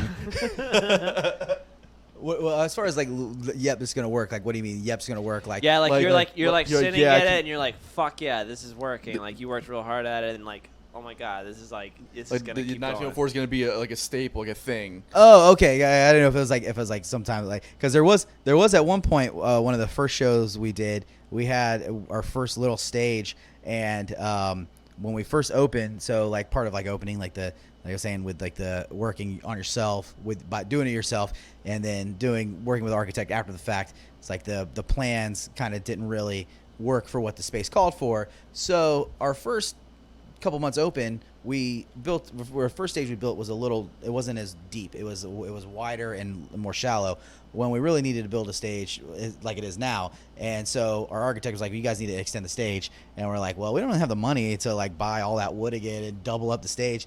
We kind of got, all right. So we kind of made a smaller half stage in front of the stage, and put it all together, and we're just we just need to get this to get open. We can figure it out afterwards. And one of the first shows we had there was this hip hop show with Ninth Wonder, which, if you don't know who Ninth Wonder is, super amazing producer with Little Brother, and it was pretty packed show. And he was on the bigger stage in the back, and that smaller stage was up front, and and like no one's really on it, because it was like technically part of the band or part of the artist. And the last song, the crowd bum rushes that little stage on there, and they're like standing up front on this like tiny little half-inch plywood stage that we just put together, and we're like, that's not gonna work. That's not gonna work. That is gonna, and like I was like waiting to see like bodies just go like it's like dropping in because like it's like the bottom dropped out, and so like we're in the back like that's all right. Like that worked. It worked. Oh my god! And then we fixed the stage after that, shortly after. But as far as like making it work, like the time where I think the time where I knew it was gonna work was literally like when I closed my other business and went to work for 1904 like full time. It was basically like I had missed a beer order. We had a show. I had missed a beer order because the truck was there. I couldn't get away to receive the beer order because, like I said, we all had jobs before we opened and or before we made it a full time thing. And I missed the beer order and like hauled ass down there. And the show, the show was okay, but like it was just like a shit night for the bar. We could have made a lot more money. And I'm like, this is more important. Like this is making more money. We can make a lot more money if we dedicated more time and more effort to things like not missing a beer order. And at that time, like I was like, well, it just makes more sense to, close my other business and dedicate everything to this full time. So kind of did that. And like from there, it's just been, gangbusters. That sounds really simple, but like that is truly inspiring. Like I know exactly what you're talking about. You're just like, I'm not doing this anymore. Yeah. Like, I'm fucking doing my dream. Like this is it. Yeah, absolutely. And it was scary. That's it's scary. awesome, It's scary as shit. Like It's always scary. Yeah. Yeah, you're like, oh, like damn, do I have enough money to make rent like the next month? Because like I said, it was a side hustle, and keeping your day job made a lot of sense at at the start. But then a year or two in, where it's like like there's some opportunity here, and that's where kind of you just have to like trust your gut and just go for it. I'm quitting my job. It's like what? Well, it's like what are you passionate about versus what's keeping you comfortable? It's like, do you love what's keeping you comfortable, or is it just keeping you comfortable? Yeah. And if the answer That's is deep. if the answer is well, it's just keeping me comfortable, Yep. then maybe find out what your passion is if you have one, and really pursue that, because even struggling while pursuing your passion is better than being comfortable doing something that you hate. Yep, that's what they say. You never work a day in your life, or what is it? If you work for yourself, you never work a day in your life. Yeah, exactly. Something like that. I mean, Yeah, or if you do what you love, do what you never work a love. day. Yeah, you never work a day in your life. I mean, Yeah. and that just says a lot. Like with being a creative. You guys are musicians and artists. Like being creative, like it's the outlets are. There's so many outlets to put this creativity out there, but to make it a sustainable job, and then to make it a sustainable job that you love, and where that job's not burning you out, because that's another thing. Like after a few years, like 1904, it's like like another show, like like they're even like it's dream of it is, it's like it's still a job. It's always but, a job, yeah. It's still a job, but then then you just got to kick yourself in the ass again and be like, this is fucking amazing job. Like, what else would you ever want to do? And then someone like you finds other thing to do and starts a new business just to keep it spicy for yeah, yourself. sometimes you do. I mean, that makes sense. It makes sense. That's why you want to keep expanding. You're yeah. just like, fucking it. This is monotony Yeah. of having amazing bands come to my venue. I mean, I need something new. Yeah. Let's start a new fucking restaurant, and then I don't know, maybe a coffee bar. Coffee Coffee bar. Nobody knows what a coffee bar is, but we're the first And coffee infused liquor. I'm in. Yeah. It's a common thing. can't wait. In Italy, a lot of the coffee shops have liquor. It's very common. In Europe, a lot of the coffee shops have like liquor. They'll even have like little like a bodega. I'm already. People are already stoked about it. Like we only mentioned it to like I think the Jacksonville Business Journal. I haven't really mentioned it to a few people. And like I got a package of coffee samples of like 8 different varieties of this roaster. Never heard of them, but it was addressed to Headroom, who Such a great fucking name, Jason. I'm glad to be in a band with you. I will say. Cheers. Tony, Cheers. Well, don't you, I'll cheers. Don't, I'll cheers the. I'll we're cheers the we're bill. in a band, and also I'm in a band with you too. Hey, we can make a band together too. We can have a hustle, a real hustle, guys. Greenhouse hustle. Green hustle. The green hustle. The green hustle. Oh, I think it's just selling weed. Just Yeah. call- Yes, at this point, you should just call our band Money. Money. We did That's what that. it's about, yeah. We could do it. Get Dave and Jason, then me and Tony playing a lead, and have the rhythm section from y'all. I just call it money. The money. It play nothing but songs that have to do with any type of monetary. But we don't play Pink Floyd. Yeah, no. We don't play Pink Floyd at all. No. Before we get to unpopular opinions, before we get to that, Don't say that if you're not I gonna did do want to it. ask, what is there advice you can give to bands that are up and coming that before, as like from a musician perspective to the owner of venue and promoter side of it, is there advice you can give to a band starting out or any musician starting out that kind of comes before anything else? Like That you look for as a like promoter, how to approach a and an venue. agent, yeah, or just anything, whatever that advice is. I mean, obviously the first thing, humble. Like, I mean, being humble and, knowing, I mean, it comes both ways too. Like, as a business and venue owner, and dealing with even newer bands, like, like a band will come up and, like, I don't know how what they're gonna bring out, or how badass musicians they are, or something like that, or what the night's gonna hold. But being open minded and being humble are probably like the two best ways to approach any situation, whether it's business, music, or whatever. But I think as far as like an up and coming band getting booked and playing shows, I mean, I think just making it count, making a show, if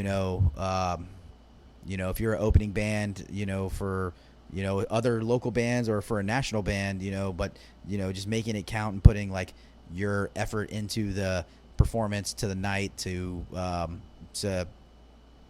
mean, it goes to your fans, it goes to the venue, it goes to everything, was putting in everything you have into that, 30 minutes, at 8:30 at night, when for, the 20 people that are there. I think that, and seeing that, like, I've definitely, like, one of actually great story, one of the first bands we booked in 1904, and one of a great band here in Jacksonville, the Dog Apollo. I don't know if you've heard of those guys. I've heard of them before. Yeah, I've heard that name. Very indie rock. They were I think in high school when they first played 1904. They brought their parents out, like, and it was like it was like our first time dealing with them. Might have been like 2012 or 13. And the singer Chris, I think he brought like very, very like like super excited about performing, but just very excited about just being in the moment, being present, doing a show, and like and his performance and like their whole show, I was like blown away. And I think later on, a few years later, like Tim Hall managed them for a while. Oh, nice. I think that's how I know. Yeah, them. Tim Hall managed them, and they're still putting out music and stuff, and they've grown into an amazing, like, they've opened up, played like St. Augustine Amphitheater, opening up for some national bands. Like, they've definitely put in work. But seeing them, like, they're first starting with the dude bringing like just his friends and family out, like, and like he was like the realest, like, 16-year-old kid, just like stoked to just play a show. And like I kind of was just like, man, like, I remember that, being that young and like being that hungry, and like I still see him every now and then too, and like he still has that same like hunger, passion, and like even watching him perform, like now too, he's still just he is he loves what he does, and you can see it. That's the way you gotta act. You gotta just be like, almost I am, that I've faked it this entire way. Fake it till you make it. I'm just but just be amazed at the fact that, like, holy fuck, I'm about to play here, and like I'm not gonna. It's not gonna be like Well, it was like he was playing like a big venue like that, right. But just even just playing like like some of my favorite shows are just playing in the corner of like a bar like that, like like even if I just love playing. I just love playing. Exactly. too. I love fucking playing music, and especially like I love it when like we play an awesome show. And it's like one of our best shows. There are only 6 people there. Like, like that was that's like, I don't care. Who sees yeah, it. it's definitely those can be some great and that's experiences. good for our band because no one's there. Oh, for Side Hustle? Yeah. Oh, not Greenhouse. At Greenhouse, everybody's there. Yeah. no. Tell me that's not true. I don't know how much they're there as much as they're present. They are present. They are present. Nice save. And Jason's actually, one more question that just came to my mind. There's a second part of that question. I'm sorry. Oh, yeah, the crazy riders. Oh, yeah. So the craziest rider, dude, I'll never forget this. Was actually this dude Astronautilus.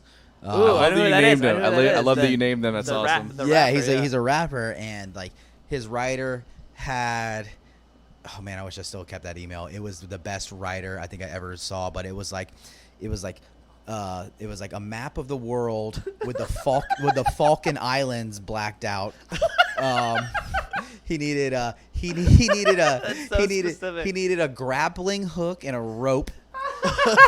he needed 3 copies of Temple of the Dog, I'm Gone Hungry on cassette. Yeah, staple. I'm gone hungry. Yeah, I know. He needed 3 copies of that on cassette. Yeah. He needed Postcards from the Edge, a movie with Bette Midler. He needed that on Laserdisc. He needed it on Laserdisc. That is wild. Insanely Laserdisc. He needed a blanket knitted by my grandma with love. By your grandmother? That's what it says. That's what it says, or whoever was booking it. It says, I need a blanket knitted by your grandmother with love. And I gave him a blanket. I was like, I can't guarantee you it's knitted by my grandmother. Wait, hang on. Did you fulfill any Yeah, of these? I fulfilled a good 80% thanks to Amazon, dude. I found a grappling hook, and I was so mad he took the grappling hook. It was badass, dude. It had like a 50-foot big thick rope I didn't and know a you claw. could buy that. This is like, one of those situations where they just put shit in there to see if you're reading it. Well. So they did. That's what it was. And so like I hit his agent back, and I was like, hey man, like I was like, just got this writer. I was like, I just want to make sure that like this is like necessary. Is this? A grappling hook is always necessary. He was like, and he's just like, LOL, man. No, we just make sure we put that in there, make sure people read it. Yeah. He's like, just a bottle of whiskey will do. Blah blah. And I was like, oh, obviously they drink. I was like, oh, they will do, huh? Fucking grappling hook. Yeah. You did it in spite of that. Yeah. I did. I was like, you get a grappling hook, bro. You got Postcards from the Edge on Laserdisc. Like, I mean, so fucking funny. Wait, hang on. You fulfilled the I did. Laserdisc? Absolutely. As a spite move. As a spite That's move. hilarious. That is the hardest thing to get is a fucking Laserdisc Dude. of anything. Dude, it was there. It was available. The Falkland Islands, I think, was the map of the world with the Falkland Islands blacked out was the hardest because but you got it anyways. Well, I couldn't find a map that had the Falkland Islands because they don't exist anymore. No, that's the whole point. I got that joke. Yeah. But I found a map that had it on there, and I ordered it, and then I fucking took a blacked marker. it I took a Sharpie, and I fucking marked it out. This is a great story. What happened when you gave him all this shit? Oh, he was stoked. He was just like, what? And then I just kept bringing more shit out, And I'm like, wait, there's more. That's fucking hilarious. Yeah, if I was a famous musician that got to do that and have all those writers that are insane, if somebody fucking brought all that stuff to me, I'd be like, okay, we're getting married now. That's fucking. I just found my soulmate. You know the weird thing though wild. On the Universal Green Writer, Yeah. it's not much. It's just like some like Red Bulls things, but we always put on there grape swishers, and you don't know how many people come through on grape swishers. It ain't hard to get. Just it's go just an easy to the thing to fucking fulfill, yeah. 7-Eleven. You can get some I'll grape stop on the swishers. way to work But and they don't grab get that. they don't get half the other shit. Like like it might not have any IPAs on there or whatever. Like a but peach you find Dutch some, Master, please. Yeah. That's on the bottom of It's it. on the bottom I don't of even the rider, smoke weed, but like Jesus Christ, yeah, grape swishers, please. Well, you're in Jacksonville too. Yeah, exactly. Yeah. Swisher sweets. No, these are for when we play out of town. People just like want to know, like, yeah, here's a writer, sure.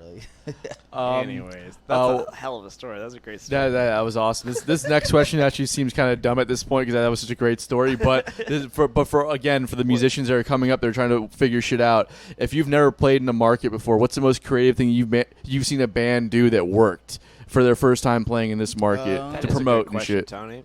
Man, that is great.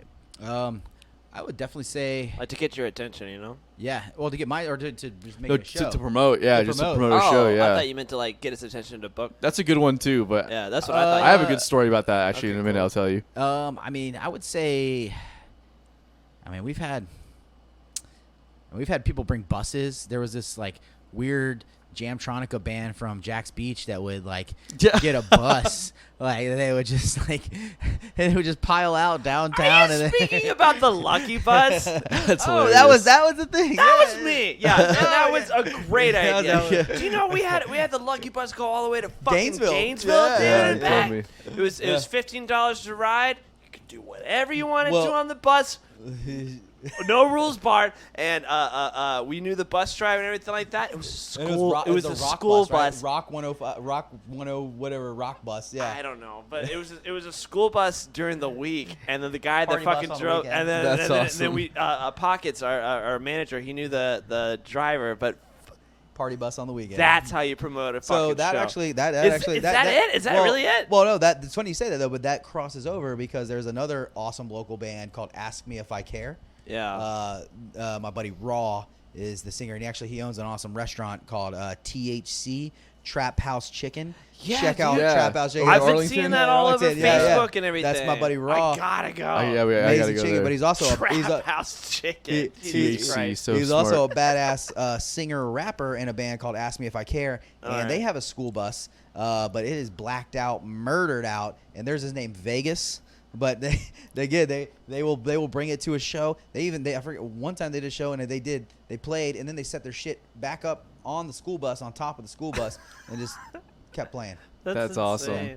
But I'm really happy that you brought that up, the Lucky Bus. No, I mean I think things like that, like getting people to the event in some creative way. It made us it makes money at all. Well, but you got people there, We did. Yeah, Which yeah, looks yeah. good We in the future, brought- yeah. It was insane. Like, imagine, it was at the Jam. You ever played the Jam before? Down Jam? in Oh, yeah, Gainesville yeah, before yeah, it got yeah, closed yep. down. We were like, all right, we're going to play in Gainesville.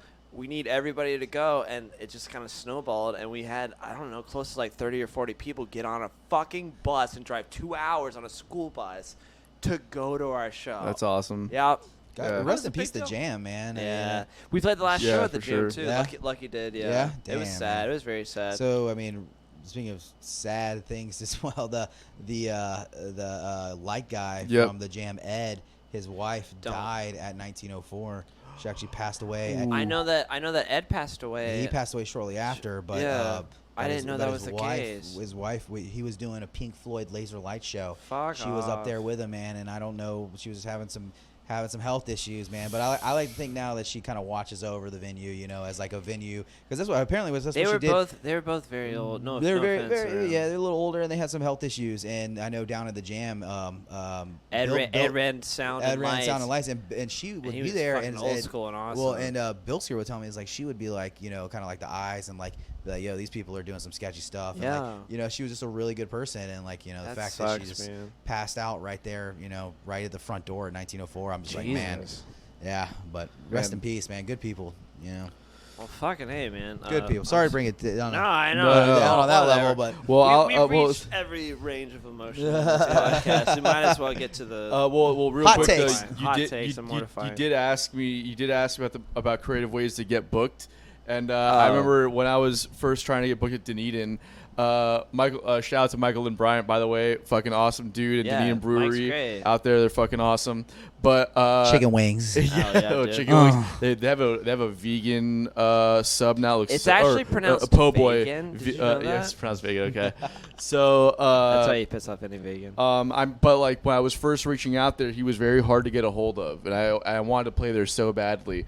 So and this is a shout out to Chris Poland, sax player, you Parker ever Urban play there, Band, Tom Jason? Bennett Band. Fusebox Funk. Oh yeah. Yeah, So he told me about this way he got booked at a spot in Pensacola, and I was okay. I'm gonna try this out, and I sent Dunedin the top 10 reasons why you should book Anton the Plume Band. Like This David is before it was Letterman? side hustle. Yeah, and like just every day sent him another reason. Reason number 1, no response. didn't- Reason number 2, You didn't do it all at once. no, just every day was a different yeah, one. because you wanted to sit at the top of the email inbox. So I mean, that's like the terrible Yeah, thing if is any- like sometimes I've missed emails just because it's like fucking buried, and you're just like as a. It looks generic. It looks You generic. gotta stand yeah. out. Or just You like do. you said, it gets buried, or you get busy, and you just forget to get back to people. Yeah. Your job is very difficult to keep on top of that kind of shit. Well, and as bands and that's one thing too. Bands like sometimes bands feel like it's pushy or whatever. I don't feel like it's, but as long as you're respectful about it, be like, don't mean to blow you up, and it's like,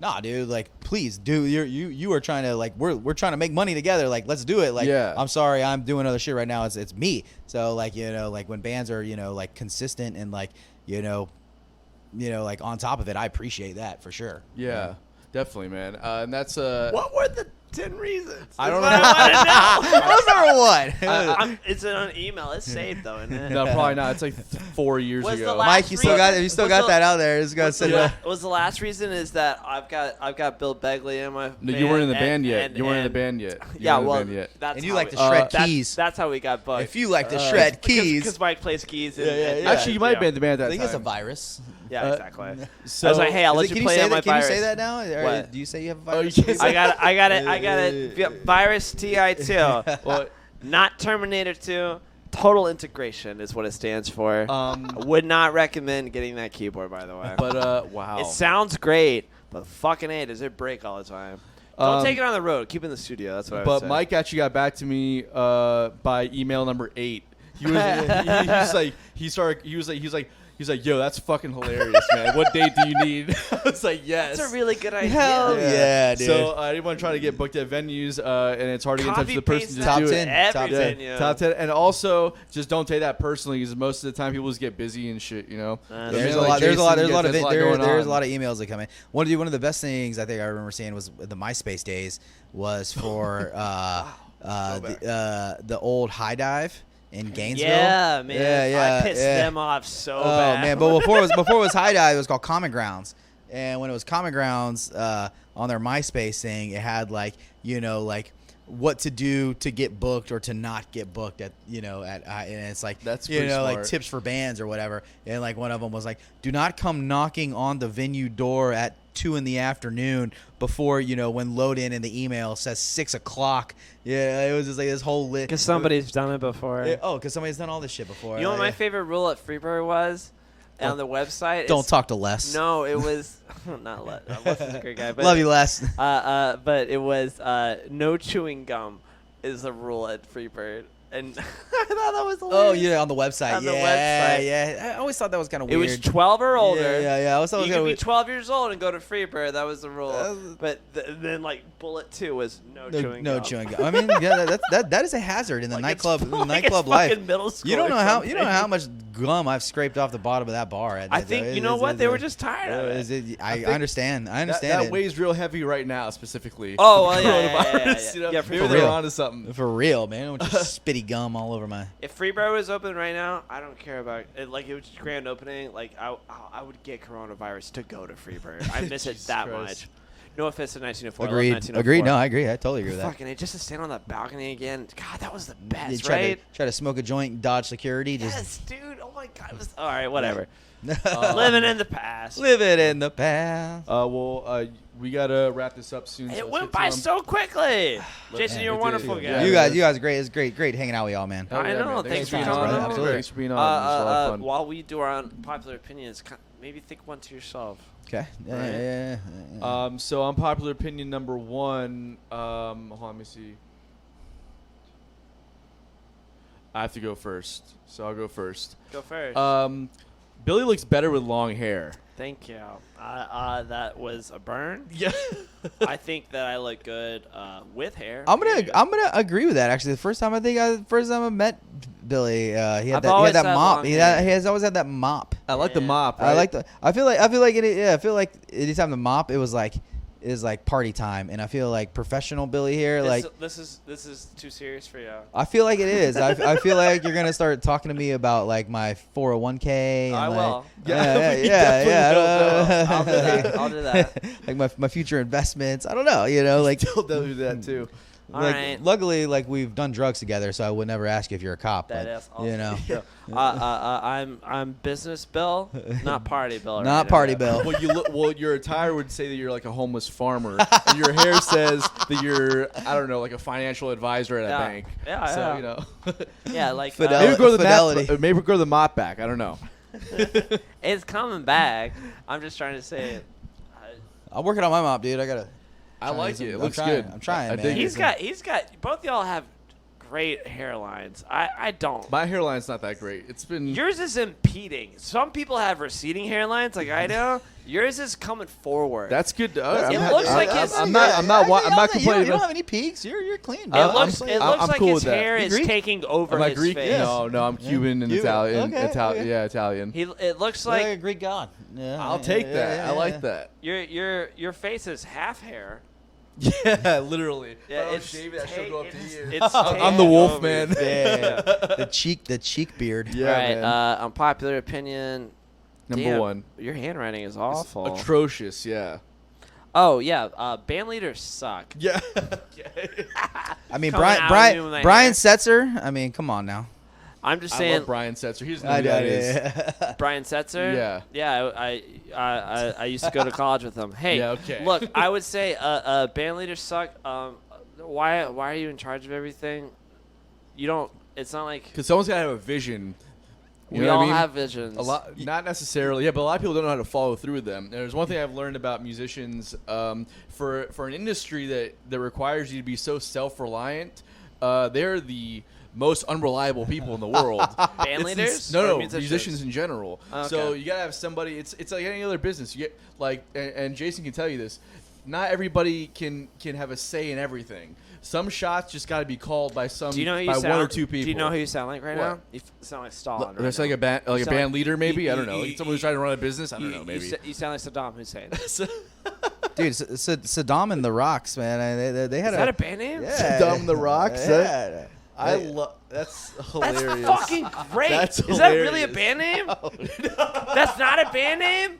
Holy that was a fuck. good. That was a good one. I believe. Let's change our name. Saddam and the Rocks. Oh my god, that's the best band name I've ever heard. It could be Saddam and the IROCs. Yeah, I know exactly. That's what I thought it was. Because it could be and or it could be in. It's still hilarious No, either just, way. no, just Because they found him in. just you know, spell in it the R- rock. Yeah, exactly. it's Saddam and the RAQS, like I the mean, rocks. But it could be again the and the in are interchangeable, which is hilarious because they found him in rocks. It you know goes what I mean? both ways. Anyways, Well, we all know he's still alive too. So I mean, we can just. him and Bin Laden. Yeah, are still alive. they got a new album coming out. Dropping They're dropping a fresh album. that new trap. It's called the Hussein Bin Ladens. Oh my god. Anyways, unpopular opinion number two. Hold on. Not unpopular opinion. Great, we can joke about Islamic terrorism in a time of COVID. Just saying, it's refreshing. It is Yeah, refreshing. it's refreshing to Yeah. joke about Yeah. Islamic terrorism. It's nice Yeah. to be worried about Yeah. something else. For Yeah, God's something sake. else besides, the sniffles. I'm sorry. The sniffles. Oh, good lord. All right. Feel that. I might have to cut that out. We're going to get fucking murdered besides actually dying of a disease. Okay, it's actually a virus, not a disease. Anyways, my second unpopular opinion is your uncanny ability to just derail a conversation. I love that about you. Oh, you love that? Yeah. That's your opinion that you love it. Yeah, I love that. I'm you. bad at. No, talking. No, but you're good at derail. You're saying you're good at something. I feel like you're being very sarcastic. Oh, you're right good at derailing conversations, and I love that about you, though. I love that. I don't. I love having like a I thought. feel like I love having like a good stream of consciousness, and then you just come in like a fucking rock in the water and just break it up. You know Yeah, what so I mean? I feel like You're like a dam in the river. That's what you are. And I I'm love just- that about. I love beaver that about dam. you. I- Yeah, you're I- a beaver dam. I feel like this isn't a compliment. No, I love that about you. Yo, you do? Yeah, it's awesome. Okay. I love that being able to finish a thought. All right. Well, what's my next unpopular opinion? Hang on. 1 second. My favorite thing about you, and this is an unpopular opinion, is you don't care what anybody says about you, and you don't care what you look like all the time. I love that about myself too. Actually, I mean, yeah, I would say, yeah. It's just I like- agree with that. Yeah. Fuck everybody, it's, dude. It's great. Like all these people constantly are just like, why are you hanging out with him? Like, why would you be in a band with him? He's like, he's the worst looking person in the world, and is just awful at everything. I'm like, I know, but like, he's such a good person. But he doesn't It's care. what I say to him. But what's so great about it is he doesn't care. I don't. Yeah, I love that about myself. He doesn't care about. I thought that was supposed to be a burn. That's actually a really good. That's It's a really compliment, good. dude. I don't know if that's an unpopular not, opinion. That's not a like- character flaw Yeah. at all. Actually, I'm into that. That would actually be some advice to bands. Fuck, Yeah. Jason, Jason, you're not helping. Fuck what everyone You're thinks. supposed to be working on an unpopular opinion. Right now. fucking be on my everybody side. thinks, Come on, and, we're like, in a band. If, You two and going back to the band leader thing, when people talk shit about you in your band, because they will, just don't care about that because it's just part of the territory. Anyways, unpopular opinion number 3 for me is you're a failure, right? He's just Period. Yeah, period. Just Period. Okay.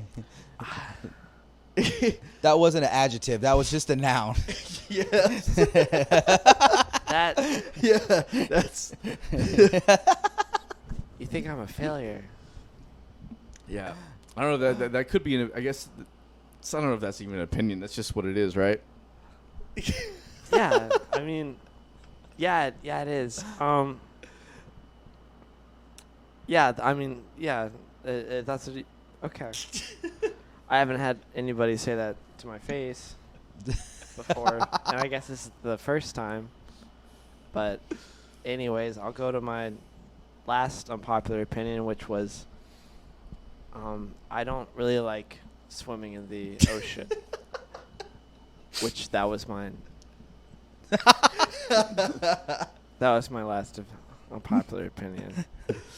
So, I guess I would feel like a dick right now, but I don't care what anybody thinks about me, so I'm good. I feel like we both had a little back and forth, and then I don't know what game. Why I'm not a I don't know if I'm a failure or not. Is that an unpopular opinion, or is that a? I feel like most people feel that way, but that's okay. I got one here. It's more. Oh of yeah, a, Jason's it's more got of one. a it's the grinds my gears kind of topic of the Really grinds my gears.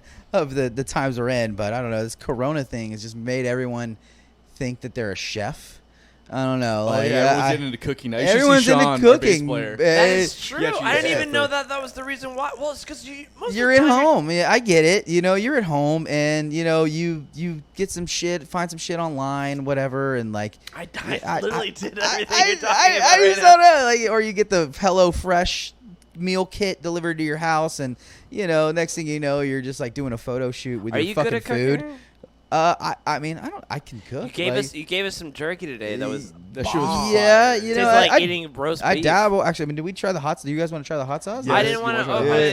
You want to do it on camera so you guys can die on camera? No, I don't. Yes, do it. It said ghost on it, and apparently yeah, it's ghost pepper. I don't believe fuck in it, ghost, but it's that I know that if ghost is on hot sauce, it's bad. That'll make you see Jesus. Going back to cooking and everything like that, are you kind of like an elitist about it? And you're kind of like no, mad that other people are cooking, and you're like, I'm just more of you a. just figure this out. I'm just more of along the lines that I think unfortunately COVID and 2020 and isolation has given people more time, and then with the reinforcement of social media to put whatever you squirted some fucking fancy ketchup on your like thing #chef life, and then like you've never been on a fucking line in your to save your life, like you never operated a fryer, like steak dinner, man. I'm guilty of this.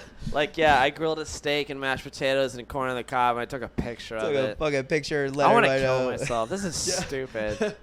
I'm a failure. No, but I don't know. It's just one of those things I've just noticed. There's been a lot of like a lot of cooking segments on daytime talk shows. That's all you can do. Hey, I mean, yeah, it's all we can do right now. It's all placating to. But you're not a chef, okay? Let's just go ahead and say that. Like there chef, you know how many like bouts with alcoholism, depression, and like a chef. That is a fucking earned title. Yeah, it's a real art. That is art. Alcoholism. I don't know. A bunch of quitters. That is true. There's a bunch of quitters for sure. I don't know. I mean, yeah, there's been a lot. It's been a crazy time for people to just have way too much time in their hands and just. I get it. I appreciate it. Hey, hopefully, man, would be a good. That would be a good fucking Foreigner song to cover. Which one? Bout with alcoholism. Yes. Speaking of Foreigner, I did not realize till recently their collection of hits. Oh yeah. Are you kidding me? Yeah, they're insane. They don't need to worry about making So money ever again. I was watching the documentary about them too, and I guess they're the two leaders, the singer. What's it and called? I want to see that. It was on Access TV. They were just going over like bands, like kind of I see. an hour long thing. But they were talking about like the singer and the guitar player were like the songwriters, key songwriters. Yeah. But at a point, I guess here recently in the 2000s. So they had the new singer come in, and then the original guitar player was there. But they did a tour where there was no original Foreigner members. Ticket sales for that tour were higher than any of some of their other tours. Didn't you go see that? None of the original members, but just goes to show you how much of a staple and ingrained foreigner songs are. And you don't even need the original band to be there performing it. You just go with your friends, and that's my go-to sound check is when they're trying to get the keys right. I just go dun dun dun dun. Yeah. Cold as ice. Yeah. Yes. Foreigner kind of So many hits, dude. Foreigner's all right. It's Pump out hard. hits for sure. Yeah. They sell tickets. They have let's tickets. say. Listen to Foreigner for that album. Like you can get it for 50 cents at Goodwill. There was a billion of them produced, but like it's got so many But good hits on the it. thing about too, just where they were as like that kind of like arena rock ending of like got the one like guitar. yeah, dude, come on, bro. All right, I got it. Oh man, It's good. I like Foreigner. A lot of people don't. Go fuck Actually, yourself. they're They're the American AC/DC. That's all I gotta say. yeah, they're definitely better than AC/DC. Even though I love AC/DC more. I like AC/DC I'm more. not gonna compare It's them more to my anything. thing, I'm just saying they're the yeah. American version of it. as far as hits though, I mean Foreigner, come Yeah. on, Yeah, hits. yeah. That'd be a good Yeah. discussion. But I have an interesting conspiracy theory Oh, yeah? similar to what you just said about Foreigner. it about the because CIA there was, again? No. Okay. There was no original members when they on the last tour. They just sold tickets. I think that's what Wolfpack is secretly trying to do. Because I saw that fucking Halloween when we played there. Yeah. And these guys were dressing up as each other, playing each other's instruments, and just doing it. And I remember watching that, and I may or may not have been under the influence of something. And I remember watching that. I was like, oh, these guys are just trying to. It's a deep fake, dude. Yeah, it's a deep fake. because what they're trying to do is just have other people be them Yeah. while they and go on the road. Who cares? And then It's they can Voltec. just stay in LA and just It's do their Voltec. studio Yeah, shit. yeah, You know what I absolutely, mean? yeah. And there's double dipping here. Yeah. I'm telling you. so they Get some young guns to just go and pretend to be your, like you. yeah, because and the thing because is, it's Skim not- off the top, take their 15% promoter profit. exactly. While they're sitting and making Okay. like fucking like writing hits and playing on other people's records for fucking. I'm just saying, No, bro. They're double dipping. And, like No. you couldn't even you couldn't tell them apart visually first. And second, they all play each other's instruments exactly like the other person plays it. Yeah, And yeah. It's just like, oh, yeah, Weird. these guys are just. I don't know. I had it was a conspiracy theory. that's the same thing as like, oh yeah, LeBron James has a body double and he's just chilling in LA. It could be. Yeah. Anyways, guys, this has been a great episode of Bottom Great of the Bill, episode. and we I want love to thank this Jason episode. It's one Hunnicutt of for my- being Cheers, on. It's not guys, my man. favorite. It's definitely one of my favorites. Thank you, guys. It's been man. awesome, It's man. been a blast. Hell yeah. It's been a blast. Alright. Make sure you support Spliffs in the Oh, new yeah. location.